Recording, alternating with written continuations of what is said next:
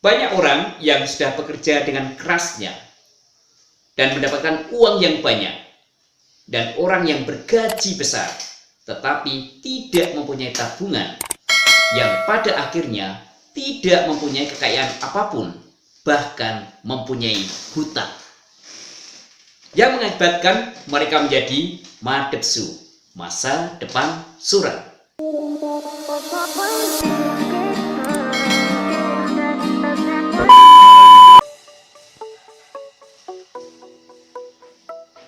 Salam solidaritas, Sobat CO yang berbahagia. Pada kesempatan video kali ini, mari kita cermati untuk meningkatkan kualitas hidup kita ke depan dengan cara menabung. Nah, untuk yang pertama, apa yang perlu kita lakukan untuk meningkatkan strategi pribadi kita dalam meningkatkan simpanan?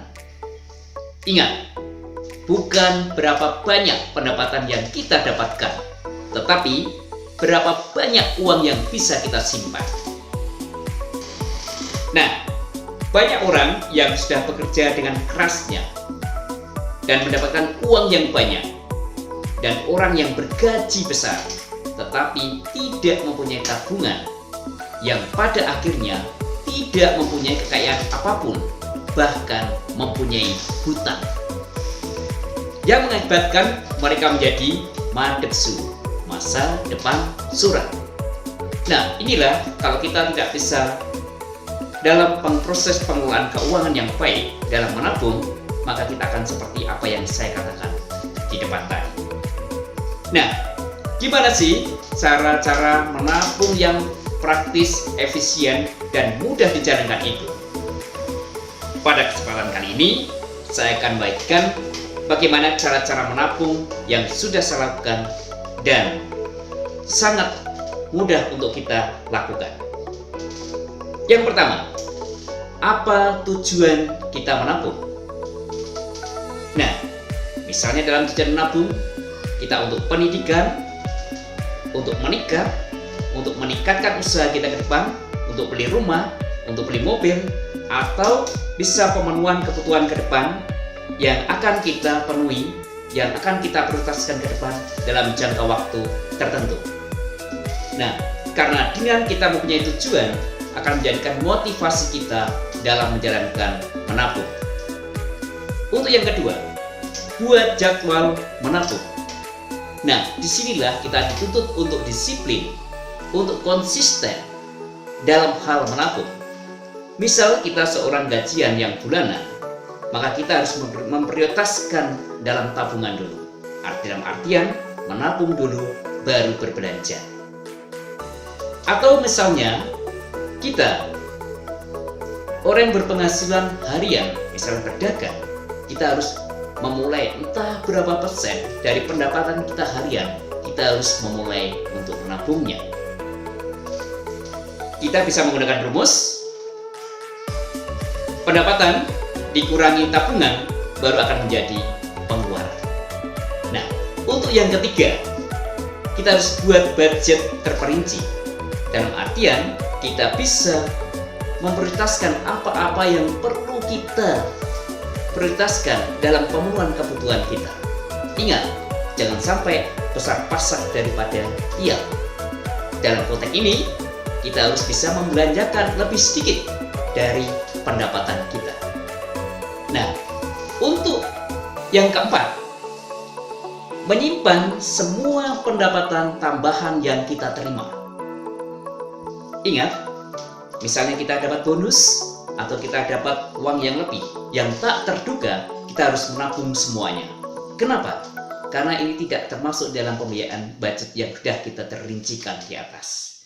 Nah, untuk poin yang kelima, menabung uang sisa kembalian atau koin. Ingat, kita jangan sampai meremehkan uang yang kecil. Karena kita percaya sesuatu ada yang besar itu karena dari yang kecil. Mulai dari yang kecil. Kita percaya sedikit-sedikit lama-lama jadi bukit. Nah, untuk yang keenam, tetap menabung walaupun ada hutang. Nah, disinilah kita dituntut untuk mengubah pola pikir kita. Kita tetap harus menabung berapapun besarnya. walaupun kita mempunyai hutang. Nah, paling tidak kita bisa untuk menyiapkan dana darurat dan lain sebagainya. Kemudian untuk poin yang ketujuh, jika hutang sudah lunas, simpan sebagai pendapatan.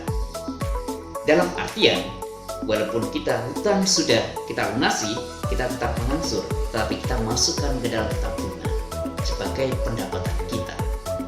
Dan untuk yang kedelapan, kita menghindari pergi ke toko atau ke pasar jika tidak perlu.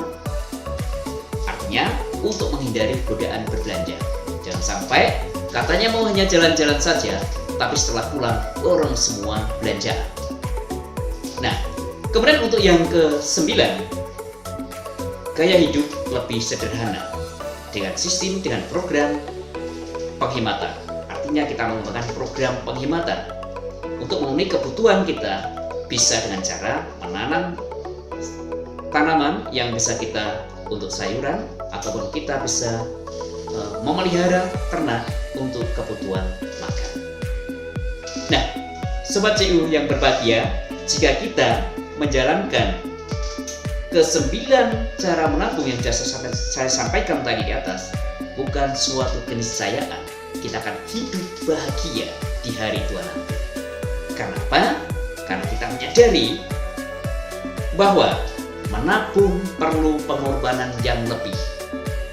Menghargai pentingnya menabung akan meningkatkan nilai moral dan fisik seseorang.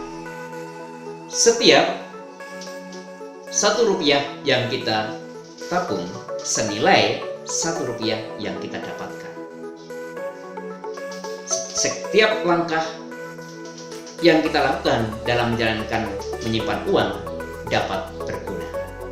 Nah, Sobat CU semuanya, jangan sampai lupa subscribe, like, dan komen untuk mendukung konten-konten video kami selanjutnya. Salam solidaritas, salam jual, salam mumpangati.